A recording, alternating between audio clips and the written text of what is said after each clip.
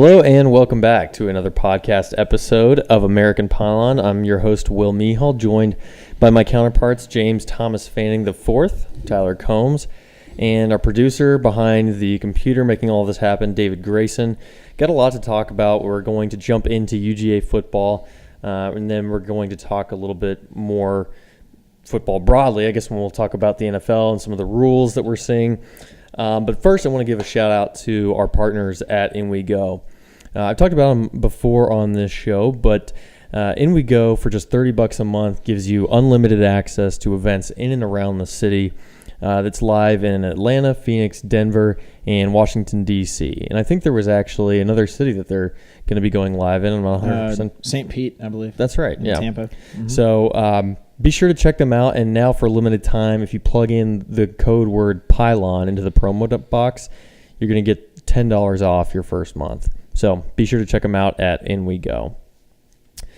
All right, so let's jump in. We're going to talk about UGA football. In particular, we're going to start off by looking at last week's game against Missouri. Now, there's kind of two narratives going on, I think, in the fan base here, right? I think that there is a little bit of a panic mode that's going on because I think a lot of people look at that performance by the Dogs and they think, wow, that was really subpar compared to what we are holding them up to and what we think the expectations should be, and that's probably not going to be the best team that we're going to face this year. So, I understand that they were on the road. I understand, that this was after a week of, we could call a tune-up game, so maybe their head wasn't in it, but a lot of people are kind of freaking out. And then there's that other side of the fan base that says, well, hold your horses. They hung another 40 points, for a fourth consecutive week. The Dogs are looking pretty good. What we've seen from Auburn and LSU, I don't think it's time to hit that panic button just yet. I want to know where you guys fall on which side of this narrative you're on. You want to tackle that first or me? Yeah, I guess I would be more in the everybody stay calm and we're going to be okay side of it, just because I feel like Kirby has earned that from us at this point. We didn't look anywhere near as bad to me as I felt like we looked against at Auburn last year in the game that we just got killed on. Mm-hmm. We came back and we ended up beating them later on in the year. So it definitely was not a pretty game to watch, especially offensively. If you look down our box score from the first half, interception, punt, field goal, missed field goal, turnover on downs. So our only touchdowns were defensive in the first half.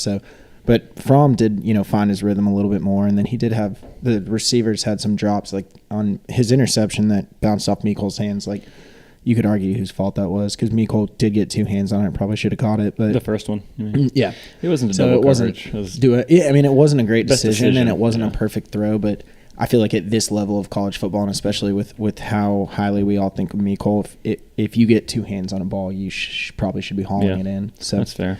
But it was not a fun thing to watch. It was a really sloppy game, really ugly the whole time. But I don't think that's necessarily telling offensively of where our team is at. I think sometimes you just have days like that. I could go into more detail later about the defense, because that worries me more going forward. But we can probably get into that. Yeah, just at the high level, I guess I wouldn't say panic button is the approach I would take.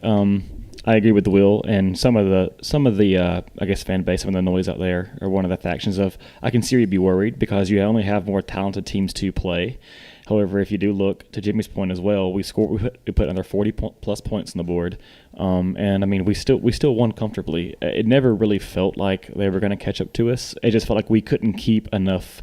I couldn't keep our foot on the gas really. We got a touchdown early, similar to the South Carolina game, which is good motivation on the road versus a talented offense in Missouri.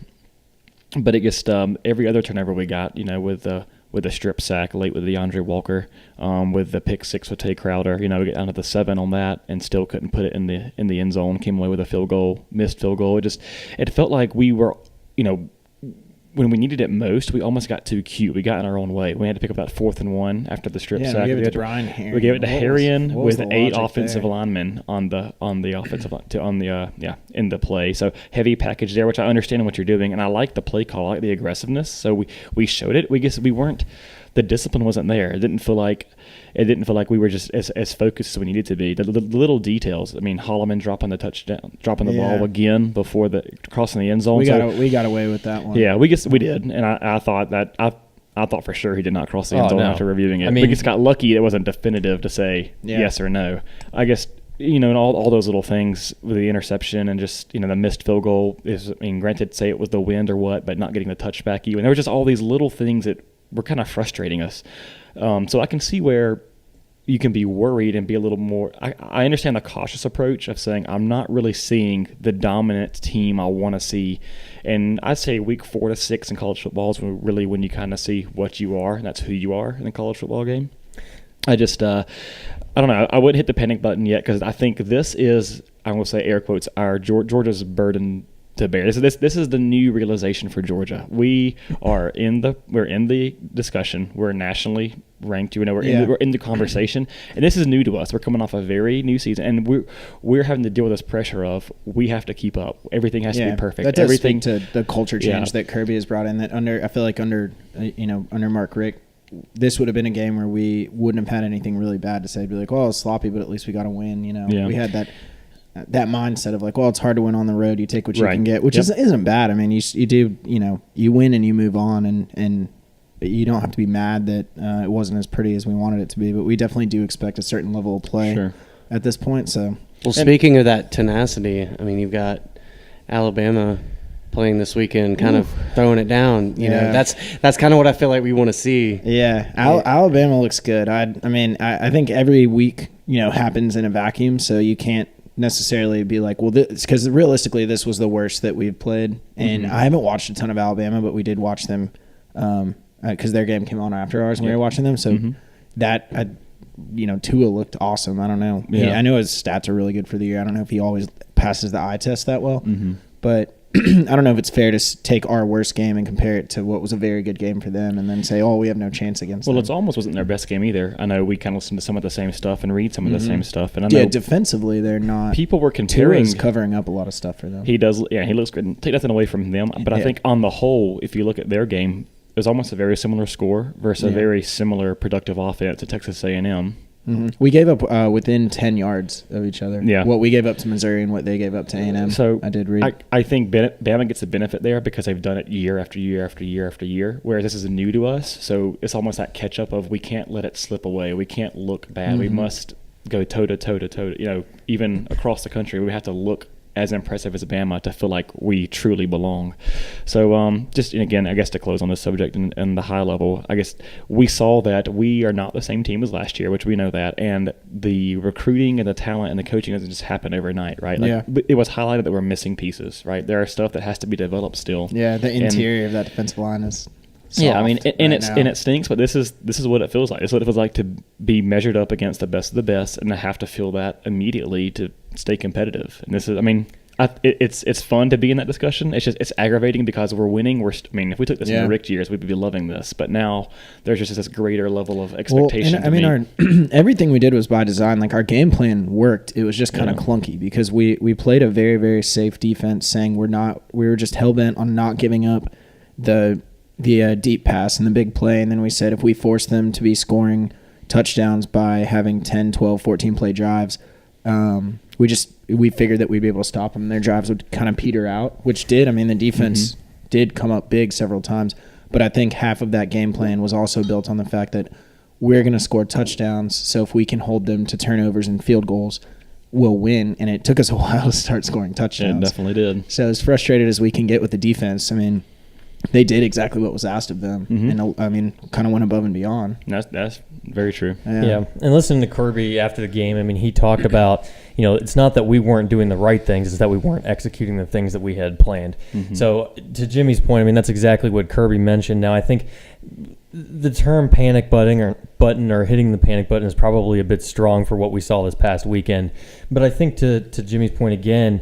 When you can go out there and you assume that you're going to be able to hang 40 on your opponent and you get kind of lucky with some of those turnover things and you kind of walk away and you think like, well, maybe it's not as big of a deal, but if we're stacking up and we can't run the ball, and then we've got our defensive line that's not getting a push or not penetrating into the backfield, I think that's where we run into some more some more problems there. Sure. I think, and also to Jimmy's point, which I guess Jimmy's making a lot of good points tonight. Each week is Every it's his night, own every individual week, right? I mean, there are times even, we can look at every championship team, but Yeah. there are sometimes you score late and you squeak by a team who got crushed earlier. I mean, look at, was it 2013, I think, when Missouri won the SEC East? Georgia blanked him at home. They even lost to Indiana, I believe, at home, and they won the East. Yeah. How does that the make sense? only team I can ever really remember just running through everyone on their schedule and not even being challenged was 2013 Florida State. Mm-hmm. They were good. Yeah. When Jameis won the Heisman that year. Yeah. And I mean, Auburn kind of had him, the back against the wall, and then they came back and won that game. But Sure. during the regular season and into the ACC championship, and then that was the last BCS title game, right? yep. Yeah, so there wasn't a playoff. Yeah. They just destroyed everyone. But other than that, you typically have teams Right. struggle with someone Yeah, you somewhere don't- along the way. And that's what we want to see it, and I think that's where we have to check ourselves, right, is selfishly we want to go out there and just run over. We get told how often the East is easy. You don't really play anybody, so we just to almost emphasize that point. We just want to stomp and run through it. Sneaky looking And better than we thought it was. it I think is. Kentucky still killed Mississippi State. Yeah. So that was I wouldn't say they're stronger than the West still, but it is sneakier to maneuver, as you can tell. I mean, Yeah. it's again, we're putting away teams comfortably, but it's just not like you can go out there and loaf around, or it can bite you. And like Will said, you can't rely on those turnovers. I think the West stuff is still. I mean, it's their crown to lose until even I guess SEC East is reigning champs, but Bama's reigning national champs. But if you remove Georgia and Bama from the conversation, I think that South Carolina, Kentucky, and Missouri could probably go toe to toe with Auburn, LSU, and Mississippi State. We've already seen Kentucky over Mississippi State. We get to see some of that, yeah. Yeah, And LSU, so we'll Auburn see. was Yeah, good. yeah, we've got a little bit of the different crossovers, and Florida looked really good this week against Tennessee. I didn't watch a ton of the game, but the box score made them look good. I know Tennessee shot themselves in the foot quite a bit, which we can talk about. Yeah, we'll get into them when we start scouting them. But maybe Florida's not quite as bad as we all thought they were. They play LSU in a couple weeks. Mm-hmm. Yeah, I mean, that'll that'll be be a good interesting. measuring stick. I think Tennessee is that bad just because. Yeah, I think that's how probably true. how have they Anybody's upgraded? gonna argue with you there. Yeah, how have they upgraded really since last year? Someone tell me. Not if a they lot have. of talent on that roster. Yeah, but We opened up we can talk about it later, but we're favored by the same amount of points against Tennessee as we were favored against MTSU. There you go. Yeah. We're on in the state of Dogs Tennessee. by a trillion. Yeah, dogs by Well, wasn't by 1,000. wait a minute. So always. now Austin P was a Tennessee team, Middle Tennessee State. And Yeah, we we're get playing a lot Tennessee of, and Vanderbilt. Yeah, we run that state. We run a couple of states. Now, Yeah. I feel like. Definitely. That's fun. Yeah, but let's talk about Mizzou some more. Okay, Before we, yeah. Before we wrap that up, I mean, I kind of want to flip to the opposite side and talk about some things that we saw that were positive, because I think the majority of us, we do feel that the Dogs are in a good place. While this win wasn't pretty by any means, I don't think that at least the three of us sitting here would say that we're willing to press that panic button or even be extremely concerned. So I want to hear what you guys think. Wrapped up well with this win for the Dogs. Looking ahead to another tune-up game in Athens this weekend, and see kind of what you guys took away from it on a positive note. Yeah, I think, Fromm has the ability to turn it on. I guess wish he would have started sooner, but staying on the positive, you can see once we get the machine oiled up, and we can move it. So that's positive. We still have Fromm. I trust in Fromm. I love how we are developing depth in the secondary. Eric Stokes comes in. Yeah, after, Stokes played a heck of a game. Yeah, after Tyson Campbell goes out with what the injury was, a stomach bug, which was bizarre. I thought after during the game. I guess when he was running it back, he caught something, and he caught a stomach bug on the way into the end zone. So do you call that an injury? Yeah, they took him into the I sidelines. do remember yeah. it was 2013 maybe, but there was a game where Todd Gurley, I think he was a little bit sick or had some sort of stomach bug, but he was still going to play, and he had an 80-yard touchdown to start the game, and he never really went back in. Yeah, like they said, I guess when you're that level of athlete and you're in the moment and you're running, like he exerted so much effort over those 8, and he was cutting back and forth. So it was I remember that. Yeah, it's probably like 125 yards that he actually traveled laterally.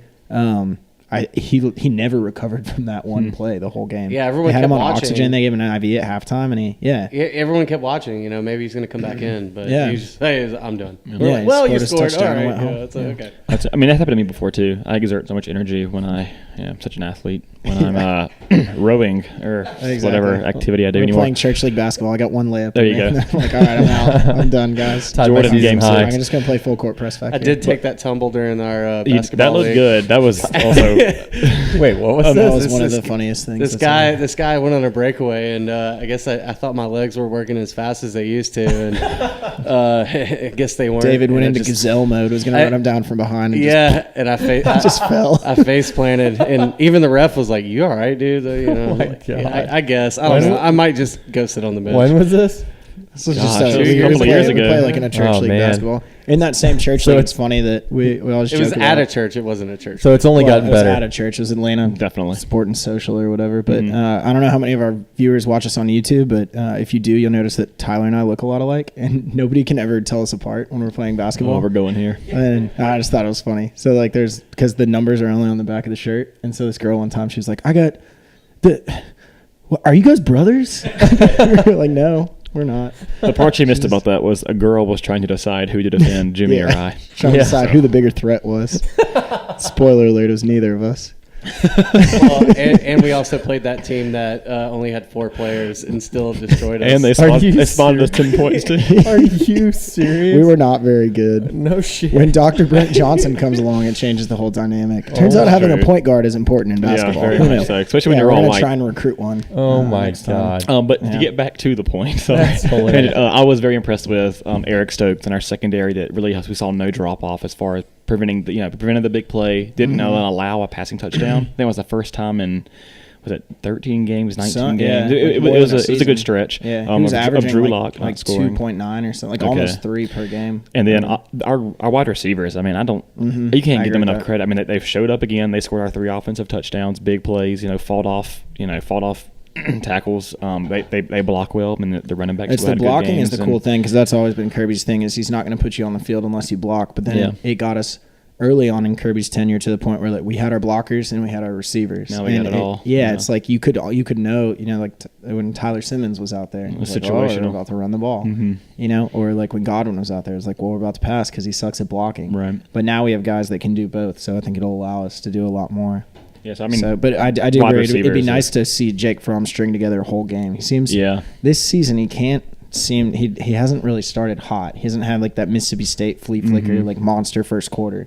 And I wonder if that's more of the play calling. I wonder if that's Chaney kind of. We've kind of had some change over there with Chaney still calling the plays, but James Coley is the quarterback's coach. So maybe there is something to that. Maybe I didn't love the play calling yesterday. It kind of gave me like I said, I think Kirby and Chaney, I think they've earned our trust after what they did last year. But I had kind of shades of like that 2016 Vanderbilt game where it was just a real bunch of head scratching plays that we lost homecoming. Because remember, it was like 4th and 1. We needed to get that to ice the game, and we ran Isaiah McKenzie behind Nick route, Chubb. Right? Was it? It was like off tackle. I mean, it was like we put him at running back. I do recall this. I was so confused, and I felt the same way when we gave Harrion the ball on 4th and 1 on Saturday. I know we're not at practice, so Harrion obviously does something that they trust him in a 4th and 1 situation. But to me, that was kind of a head scratcher. Yeah, it was. I mean, I think there were a few the biggest one to me, and I going back and making note of it after rewatching it, was when we got the pick with Tay Crowder.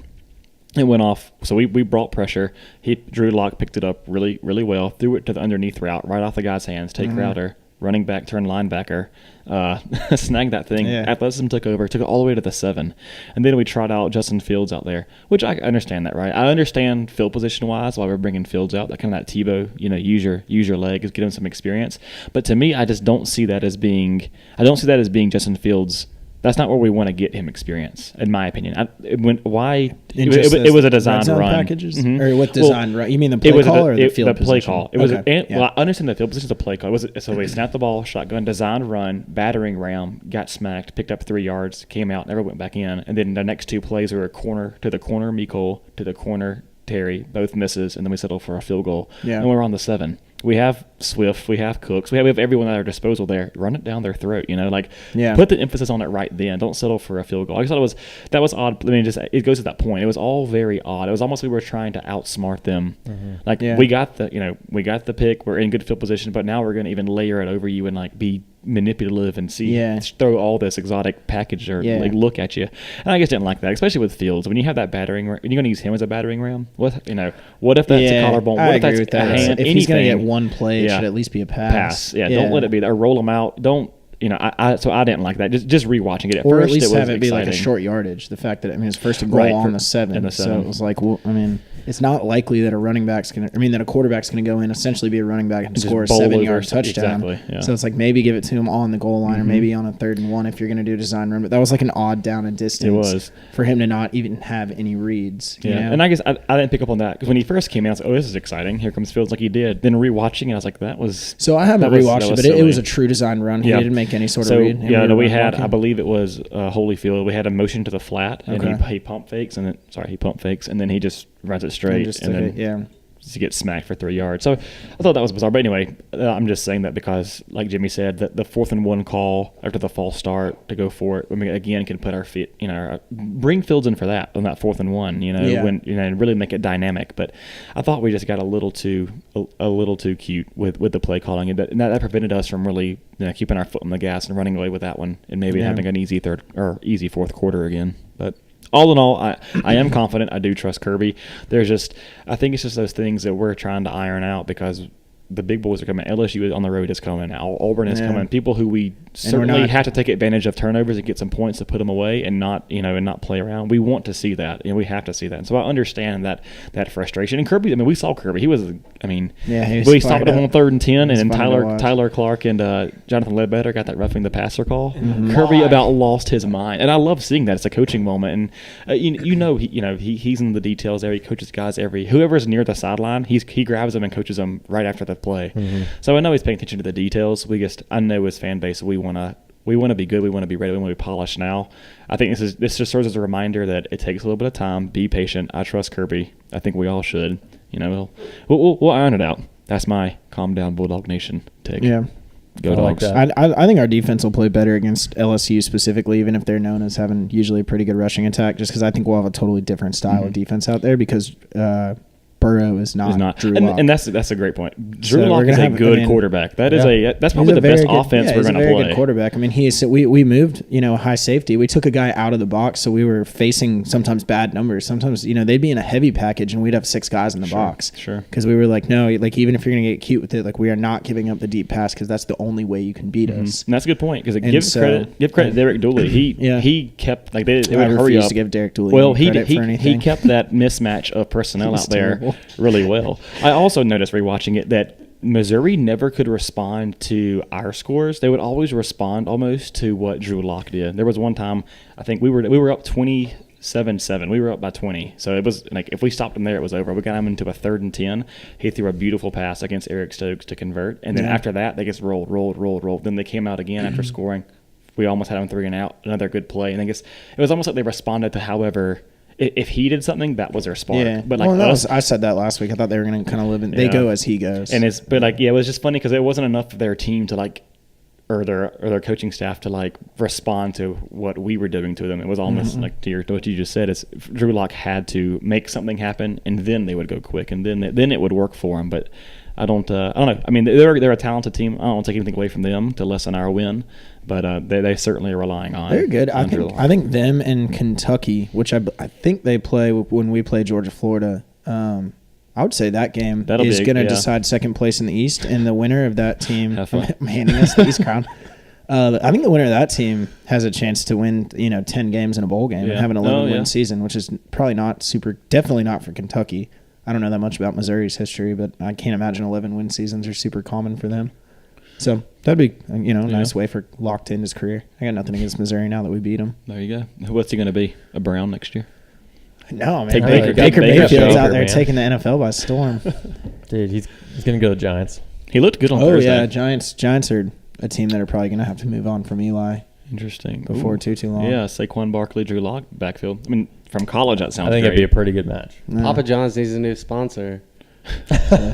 Drew Lock's going to be the guy. Well, no, I was saying Eli could just take over for Peyton. Oh, that's yeah, true. right. That's fair. Well, now that Papa John's actually out himself, I think he could just turn into a Manning organization. Oh, The NFL's a Pizza Hut league now, right? Doesn't he own a bunch of franchises as well? He sold them Yeah. all. Did he really? Oh. Peyton Manning did. Yeah, he Yeah. sold Yeah. all his Papa John stuff. Hey, profit. Cha-ching. Yeah. Wow. Take Well, a there you stand. go. Proud of Peyton. We cover a lot of news here, right? So you never know what you're going to get, but it's always good stuff. So I do want to kind of move along and talk about the game that's coming up this weekend. But before we do that, I want to give a shout out to our friend Ed Freeman, State Farm. We actually got a chance to hang out with Ed this past weekend. We don't get to see him a whole lot because he's down kind of in the Macon area. He's in Madison. Madison, yeah. excuse me.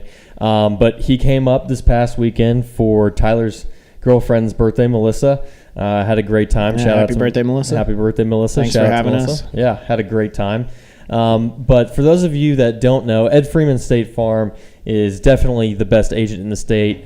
We all rely on him. So if you guys have your any needs for insurance coverage on a home, a boat, your car, or your life, be sure to check out Ed Freeman State Farm for all your insurance coverage needs. And he saved me $80 a month, something like that. There you Did go. he really? From Allstate. Yeah. Did he really? So let's put some real figures to it. That Yeah. bundle, that. did you bundle your home and auto?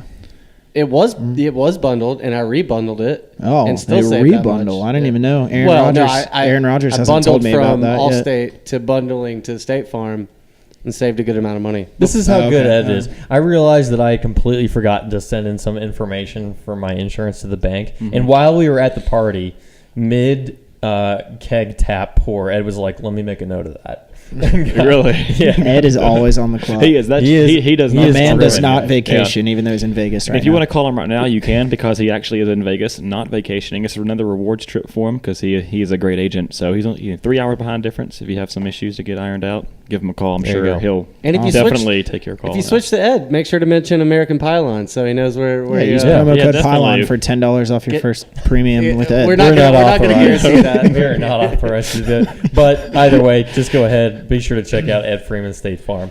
All right, well, let's move along. I want to talk about Tennessee. The only notes I have here is talk about Tennessee and dogs by a trillion. That's because it. I think that's exactly how this game Wow. is going to go. I think it's going to be an absolute ass beating in Athens between the hedges. Let's but I do want to it. hear. I'm so pumped up. I hate Tennessee so too. much, and I'm so happy that they're as bad as they are. But I want to hear what you guys think coming up this weekend. I just Oh, can't wait to man. sit down and watch this game. Tennessee, it feels mean at Yeah. this point. I almost want to start as a primer for Jimmy because I know Jimmy can definitely touch on this a little more closer to home for him. But I guess, we opened up as a 32-point favorite for Tennessee. We blanked them last year. What, Yeah. 45-0? 41. Take the 41. over. Take the over. I hope Room to- for improvement. and- 49-0 this year. I don't know if it's being around Jimmy or like hearing and him sharing some of their fans' thoughts because he'll kind of go and look and see what they're saying and just how they dogged Kirby. They don't think Kirby's They're the real delusional. deal. They think we got lightning in a bottle last they year. have quieted with that a little bit. But I'm good. But Yeah. now's the time to eat crow. Yeah. Now is the time to come Yeah. in and get your ass kicked, and I can't wait because Dude. I want to shut them out. I want to, if they score on a the point, neck. I'm going to be the whole pissed. game. so their next 3 games are Georgia, Auburn, Alabama. Good. I hope they don't score a point for the next 3 weeks. They might lose 180 to That's pretty much the playoffs. 7. Yeah. Dude. Yeah, Good. Is 7 too many points? Do you think Yeah, they'll that- yeah, score? they're- Do you think Davis they'll score point. 7 points between those 3 games? I hope they don't score a point. I mean, I'm serious. Yeah. I hate Alabama It might too. it might literally end up being the worst 3-game stretch in the history of the SEC. I know. I guess That wouldn't surprise me. We'll I'm gonna have our record intern it. pull those numbers. The worst 3 consecutive losses in the history of the SEC. I think Tennessee is going to challenge for that the next 3 Wow. weeks. There you God, I go. hope so. Well, next 4 weeks they have a Watch bye. out, Vanderbilt. Your record's going to get broken. I mean, what would Someone's we call coming that? for your title. I would call that a storm alert, but I don't even know what we would call that. To watch out to see if Tennessee gets destroyed. They're going to have a program after these 3 weeks. Who knows? Yeah, just disband Yeah, it. and it's bad. I mean, because I actually after our game was over, I went and tried to watch the Tennessee Florida game with some Tennessee friends, but I got there in the second quarter and it was like 26 to 3. 26-3 at halftime. Yeah. You guys watching the game? So What game? I just there wasn't a lot to look at, but I think Pruitt is like rapidly losing that locker room. Apparently, he had a linebacker. I don't know if the guy's second string or whatever, but at one point he told him to go on the field to play, and apparently he refused. Oh my god! There you go. He wouldn't go, that is very very Wow. toxic. He retired at halftime. and Yes. yeah, Holy it's cow. all the fad nowadays. It's funny because like I've never like had real hostility towards Tennessee growing up or anything. I always hated Butch Jones. Have some good, but yeah, Butch Watching Jones. Butch You Jones grew up in on a Tennessee TV. fan neighborhood. I You did, couldn't be too- but I didn't hate him. I didn't, but like the Butch Jones thing, the Josh Dobbs beating us with the Hail Mary, that made me sick. We had a big party here for that game. The house was full. I've never seen this house clear out so fast after a game. When that happened, it just got quiet, and then people just filed out. I was at the Clemson game for that. We and it can't was control miserable. that, but it was just that right there that stung me, and I guess I didn't think that. I know that kind of prolonged what's his nuts brick by brick guy, Champions of Life. Butch Jones. Butch Jones. Yeah, I've said that preserved before, this I think. thing. His career. Josh Dobbs alone probably bought Butch Jones at least a year. One more season. Josh Dobbs was a good quarterback. I He don't want was. to take No, that away yeah, from him. He's a nothing very against good him. football player. It's just and everyone. I saw him at a it takes Waffle luck. House in Knoxville one time. There you go. Took just a Snapchat of him. He told me to cut it out. Really? Are you He called serious? out? I was like, yes, sir. I'm gonna charge you for that. Yes, sir. He's any younger than you? Yeah, he's younger, but No, he you- plays in the yes, NFL. sir. If somebody plays in the NFL, you call them Yes, sir. sir. I think that's the rule. I just and it's funny because I do think it's more fun when Tennessee is the I better agree. team than say And South South Carolina Carolina. or even Yeah. Missouri, right? But there's not many times you get to just drub your rival and just put them to bed. I mean, just Yep. stomp them, squash them, put them away, and just embarrass them for another couple of years. I want to keep riding that. See, I hope why we not? run the just, score just up. bury them. I don't think I we'll do think that. Kirby's never one to run one up, but I have heard Kirby and Pruitt don't really get along because Kirby's I don't know if you guys like read the narratives of the games, but he seems to be friends with every coach we've played. Yeah. Which is maybe why we're scheduling these MTSUs and stuff in the first place. But I that's don't think fair. there's really any love lost between him and Pruitt. So if there was going to be a team that we maybe let Justin Fields have 15, 17, 20 pass Yeah. attempts and just say, whatever, if you can score, go for it. Yeah, I think it'd be Tennessee. I was looking at just some of the predictions of people what they were predicting for this game, and I was thinking maybe this could be the game we do see us jump out of that 40 and put 50. Maybe, God, I hope so. but I really could see that because they do not seem to. I mean, they allow 23 points a game already to. I don't know who they've played. Florida. They played UTEP. Crap offense. UTEP. West Virginia. That's a good Okay, offense. that's fair. Yeah. Okay, yep, that's true. And they played Virginia tough. I would say that wasn't. They played them as, tough in the first half. That wasn't as bad as I thought it would be. Yeah, I mean, they played them tough in the first half, which if you talk to any realistic Tennessee fan, which like they're hard to find, but they're Yeah, I out was there. gonna say, I've where had are a those few at? run-ins with them. They know that it's they've got some talent on their starters, but when you're playing in the SEC, they just don't have any depth. I mean, Sure. there's such a huge drop off past their top 30-ish players. Mm-hmm. I guess getting more into the X's and O's of the game, what would cause me to worry a little bit, I guess, is, and I'm happy for him, but Cade Mays is starting. It's a little bit of emotion there, I think. I think they said Cade Mays is going to be sliding over what I've read in practice today to right guard, I think, not left guard. He's sliding to the right guard position because Ben Cleveland, unfortunately, went down against Missouri, fractured fibula. And they said That's 4 to 6 4 weeks. to 6 weeks. So we won't have him for LSU, but we should have him back for Auburn. Right, which is nerve-wracking in itself. But I guess, and what I mean by emotion is, he's from Knoxville. This is his backyard. I'm happy he gets to get to start. I think that adds a little juice. But I guess I can see them almost targeting him as far as being geared up for that game and kind of coming after that gap, maybe and kind of pressuring him. And I think a lot of the guys that play defense, right? Because he was committed to them for 2 years. I'm sure he's taken a bunch of visits there. I'm sure he's fairly good friends with a lot of that roster. Sure. So I don't know how much like offensive linemen mix with defensive linemen and stuff, but. He probably knows some of the guys that he's going to be blocking. I mean, they'll be chirping at him for I was sure. gonna And say, he's going to have a lot in his ear, I mean, I'm sure that they are going to be chirping in his ear, trying to get under his skin. I think this is going to be a true test for him of playing above the level mentally and seeing if he can stay focused and stay in his lane, because there's going to be a lot of emotion running high. If he can harness that, I think that'll play to his ability. If not, it could be a deficit. Yeah. So our starting line is Andrew Thomas is going to be back, and then Andrew Thomas, Solomon Kinley, Gilliard, Gilliard, Cade May stepping in at right guard for Ben Cleveland, and then Isaiah Wilson. And then we've got Kendall Baker as kind of the swing. Yeah, like if somebody goes down. I say that Jordan Schaefer came in for Ben Cleveland when Yeah, So who that's knows? true. I mean, I don't know if they're saving Baker for maybe when they need him. For maybe a little more. Yeah, because bigger body. Thomas kind of hobbled off at one. Like I'm surprised he's already going to play. Yeah, again. and I was gonna almost say those go hand in hand of having Cade starting at kind of in a new position, and then also having Andrew Thomas start, maybe with a little bit of a gimpy leg, which I know we're not going to play him when we know he can't go, but reading in practice that we're going to slide Cade over to right guard gives me confidence that they trust Andrew Thomas to go out there. I can just see us. I mean, that's a lot of. I don't know. It's almost like a house of cards. You got a guy with a kind of a lot of moving parts. But, I think Kirby is he's never going to overlook an opponent, and it's not going to be one to where if we were playing like MTSU or something, to where you might hold him out even though he could go. I think we're gonna have the 5 best guys on the field as long as they can go, and we're gonna, it's an SEC game. Yeah, so, I guess that would be my only worry, because secondary, I don't see Tennessee coming in and passing all over us. DeAndre Walker looked great versus Missouri. I really trust him to keep it, turned on. And it's an important game too. We got to put these guys away just like anyone else. I know we're kind of dogging them and saying it's going to be easy. We're going to walk all over. We want to destroy them, but we still have to go out there and get it done. Their offense, and when they were playing at home against Florida, if you look at the box score, the first 7 possessions: fumble, interception, turnover on downs, field goal, safety, points to Florida. Tennessee gave up the safety. Fumble. They had six turnovers. Oh my God, that's the first quarter. I only named 5 because then they scored a field goal and then they followed it up with an interception. It was bad. It was one thing. Be consistent. Yeah, jeez. Somebody sent me a thing today that was it was 27 pictures of Tennessee fans at the Florida game, and it was just a bunch of people in the stands looking so sad. That's just. I hope to God we never. And have you seen the thing of Pruitt kicked a whiteboard? Have you seen that's going to be a meme before it's all said and done? But one of the assistant coaches was sitting in a chair with his position group, and he had a big whiteboard and he was drawing on it with a marker trying to scheme something, and Pruitt walked by and just kicked it and kept walking. I was hoping he punted it because he was just he kicked it over and walked away while the other guy was trying to coach, do his job. What the hell? At least it was a whiteboard. We'd have different kind of memes. If it was a blackboard. Okay. But staying away from that one.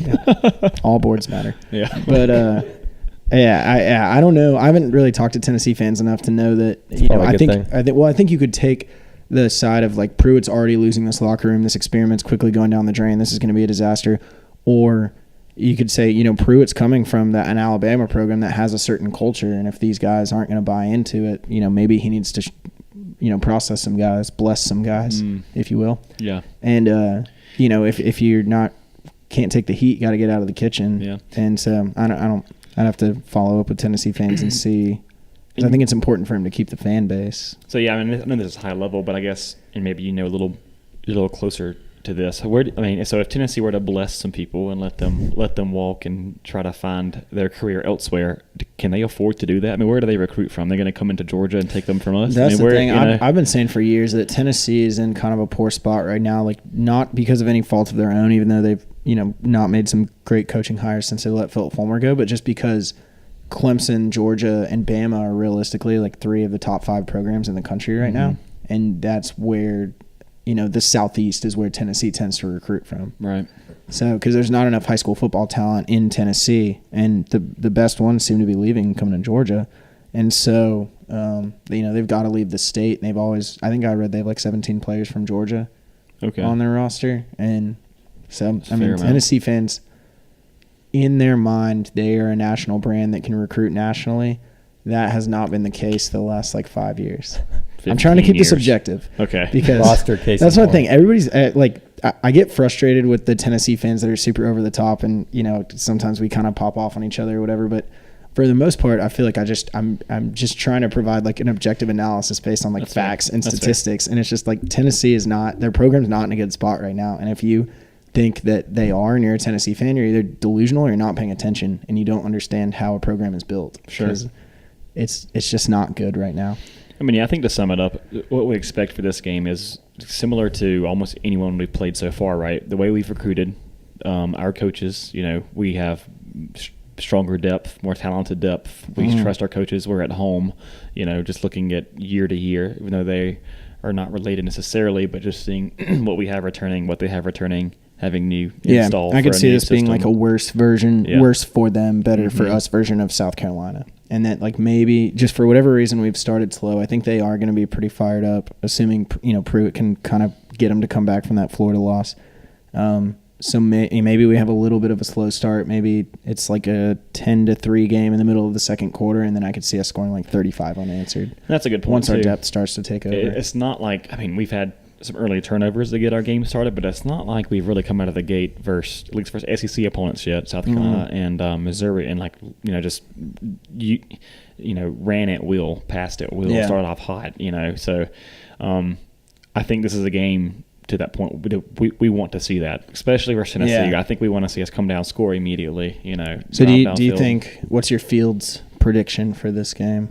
I mean, he's definitely playing in the fourth quarter. Well, yeah, but I mean, do you think he's going to get first quarter series with the starters the way he has against the MTSUs and the Austin Peay's of the world? Or do you think we'll treat it, just say, no, it's an SEC game, starters start, and Fields isn't coming in until the game's in hand? I mean, because this is as close to a sure thing as an SEC game could possibly get. So yeah, I mean, it wouldn't hurt to get Fields reps with the starters just to see how he handles like a true SEC. I mean, and especially you'd almost want to do it early in the game because, like we said, it still matters. Yeah, and Tennessee is like their starters are pretty good. Like their starters aren't that bad. So when you again, I'm trying to be objective.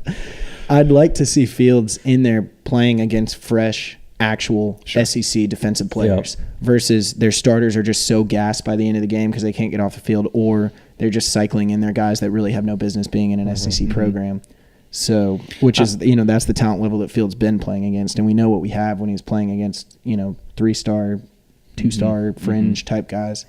So. I can see, I can see it being like if we're up with 3 scores, let's say 17-0, similar to what was that, Austin Peay when we were up 17-0 and he came in. But that felt scripted. Like we were up 17-0 because we had scored 17 points. But that to me had the feeling that he was going to come in the fourth series, no matter what the score. Maybe so, but I guess I'll until I'm convinced otherwise, I'll stick with Kirby and saying there is no plan to bring Fields in. It'll strictly be this scenario in game by game, case by case. I do think the Austin Peay one was scripted. This one I could just see him wanting to get him meaningful snaps versus their starters, but I could also see him waiting until we are definitely I mean, again, I don't want to risk injuring Fields. Not right. I mean, you can't worry about that, right? You have to go out there and play. But we do have a situation where we can't be down one quarterback, and then it's that give and take, right? You want him to have good experience for starters, meaningful snaps, so he can truly develop. But then at the same time, is there really a need for us to trot him out there when we're up 7-0 and Lord knows what happens? Either give them a reason to believe they can get in the game, or possibly risk.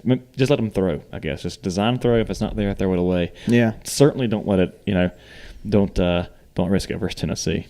So I don't know. He'll play in the first quarter. How about that? Yeah, that's kind of where I stand. It'll be whether it's a whole series or whether it's just a play. But like to your point, hopefully it is a pass play because it's kind of we know he can run. Well, I think overall, I don't need to see him go in there and run a QB draw or power. We have Cooks, we have Swift, we have Holyfield, we have Harrion, we have Cook. Why risk their injury? Cook, sorry. Yeah, I guess so. Why would you do it?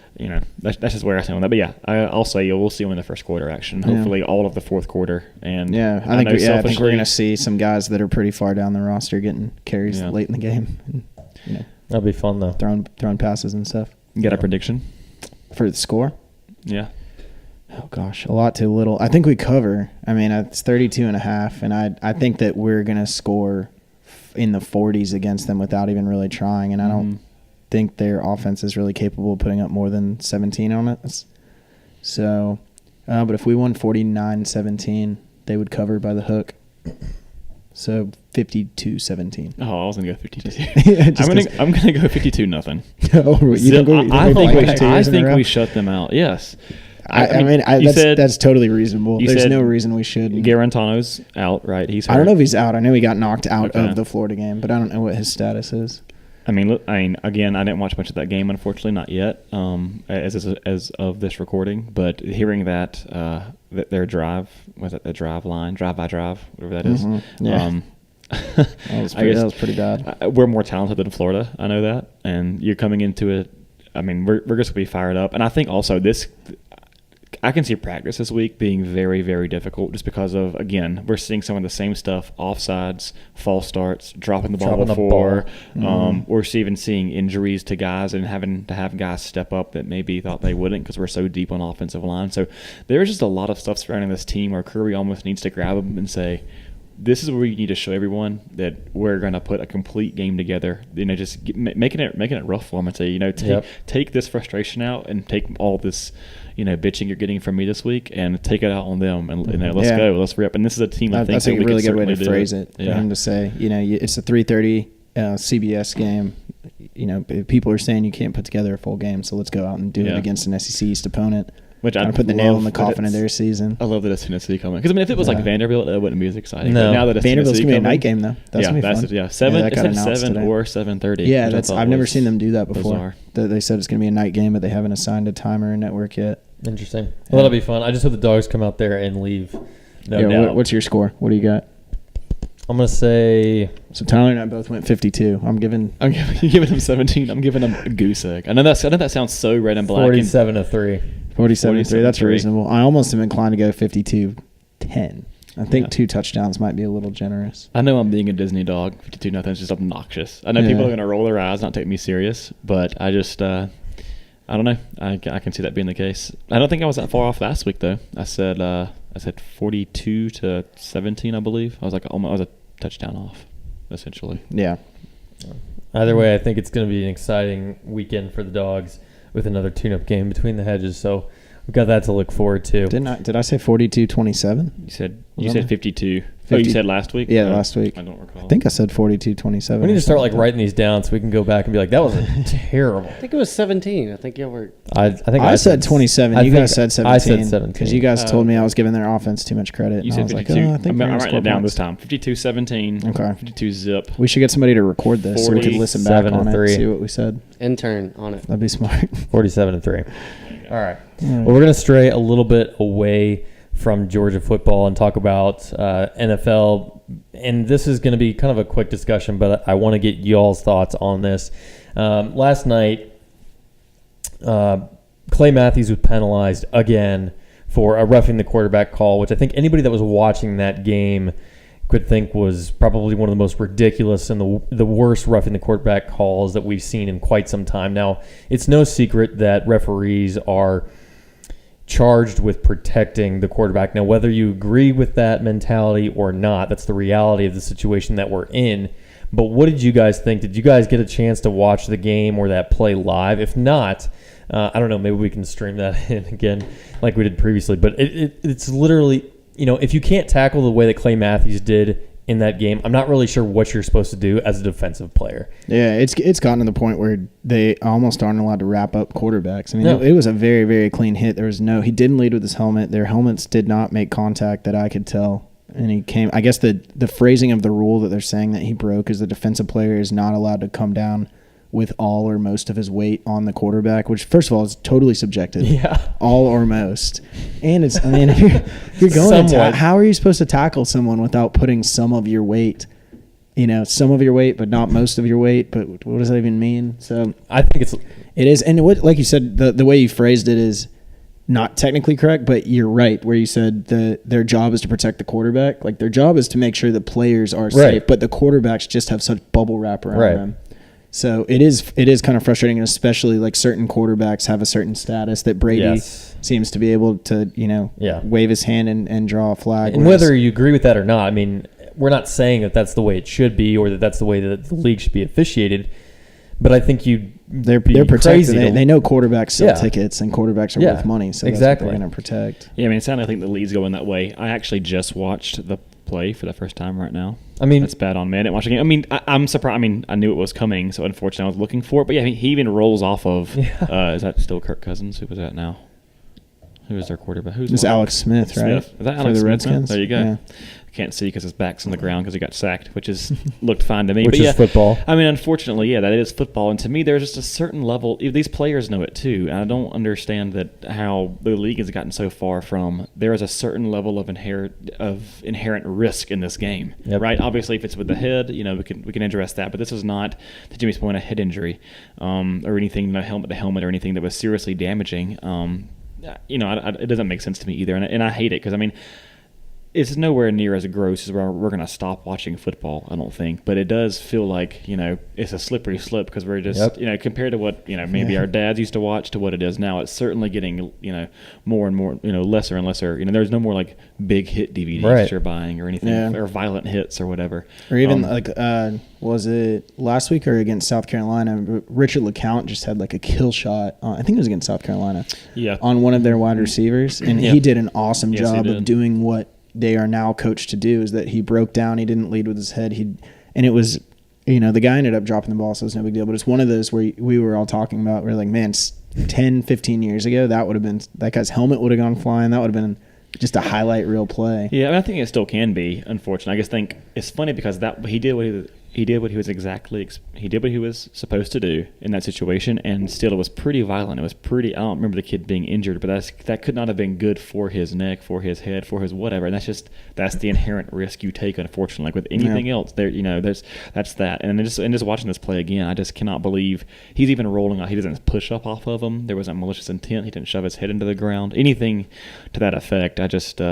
I can understand Clay Matthews' frustration. Will he get fined for that? Is that just a penalty or is it a fine? Well, the fine is separate from the penalty. They can even fine you for a hit that was not penalized later on. So I think it's up to the NFL and whoever is in charge of player safety or whatever. Here you go. A first-time offense for roughing the passer amounts to a $20,054 fine. Really? They can overturn it. I think. Second offense docks a player $40,110 in a season. Or in a season. Well, I'm assuming. Or you get fined $20,000. It says a first time. It says a first time offense for roughing the passer. I'd be interested to know what the timeline is with that. If it's in one game, if it's in a season. I mean, that's crazy. And to Tyler's point, I mean, it's not like these guys don't know what they're signing up for, right? I mean, they've been playing this game since they were little. They know of the inherent risks in the sport. And to be honest, I mean, that's what people pay to see on defense. I mean, I understand quarterbacks sell tickets. I understand big offensive plays sell tickets, but I'm of the old school mindset that, I like to see hits.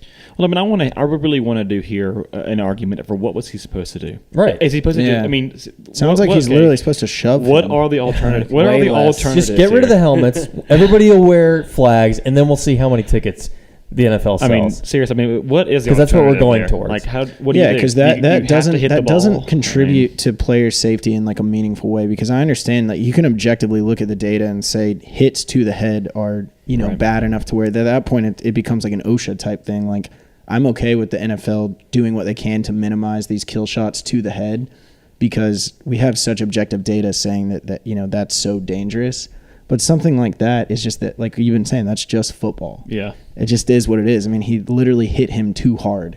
It's like the NFL designed, like, you have to hit him in exactly this way, and Clay Matthews did it, and they're like, you hit him too hard. We're still going to fine you. Yeah. And it's like, where does it end? And that's the frustrating part, too, is I think football, the one thing I've always loved about football is it is black and white when it comes to penalties. You're offsides or you are not. And the NFL's kind of gotten flack for like their catching rule now is so complicated. I think it's like 100 and something or 400 and something words. What constitutes a catch? I was watching the Titans game on Sunday with my three Titans fans that live in Atlanta. Yeah. Tighten up. But we were talking about how we won 6-9 against the Jags. It was awesome. Barn burner.